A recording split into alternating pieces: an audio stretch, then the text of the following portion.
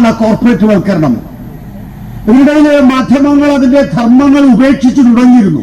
ഞാൻ വളരെ വേഗത്തിൽ പറഞ്ഞു പോകാം. 2014 നരേന്ദ്രമോദി അധികാരത്തിൽ വന്നപ്പോ അതിന് വേഗം കൂടി.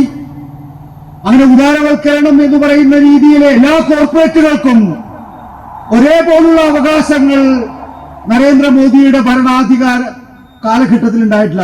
മാരിഫിനൊക്കെ വളരെ വ്യക്തമായിട്ട് അറിയാം.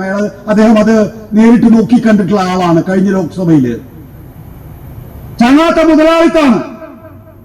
നരേന്ദ്രമോദിയുടെ ഏറ്റവും അടുത്ത സുഹൃത്ത് അദാനിയുടെ രാജ്യമായി ഇന്ത്യ മാറി, അല്ലെങ്കിൽ അദാനി അംബാനിമാരുടെ രാജ്യമായി ഇന്ത്യ മാറി.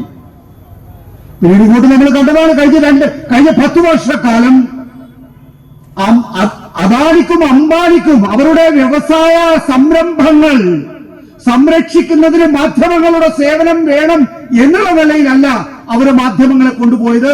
നരേന്ദ്രമോദിയുടെ സ്വേച്ഛാധിപത്യ ഭരണത്തെ മുന്നോട്ട് കൊണ്ടുപോകാൻ മാധ്യമങ്ങൾ കൈപ്പിടിയിലാക്കി നരേന്ദ്രമോദിയെ രാഷ്ട്രീയമായി സഹായിക്കണം എന്ന നിലയിലേക്ക് ഈ കോർപ്പറേറ്റുകളുടെ സ്വഭാവം മാറി.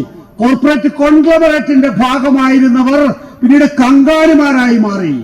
മാധ്യമങ്ങൾ ആദ്യം കോർപ്പറേറ്റ് കോൺഗ്ലോമറേറ്റിലെ ഒരു ശാഖയായിരുന്നുവെങ്കിൽ പിന്നീട് ചങ്ങാത്ത മുതലാളിമാരുടെ കങ്കാണിമാരായി ഈ മാധ്യമങ്ങളെല്ലാം മാറി. കങ്കാണിമാരുടെ സ്വഭാവം എന്താണ് നമ്മുടെ നാട്ടിലെ നാടുവാഴ്ത്ത കാലഘട്ടത്തിൽ കങ്കാണിമാര് ചെയ്തുകൊണ്ടിരുന്നത്?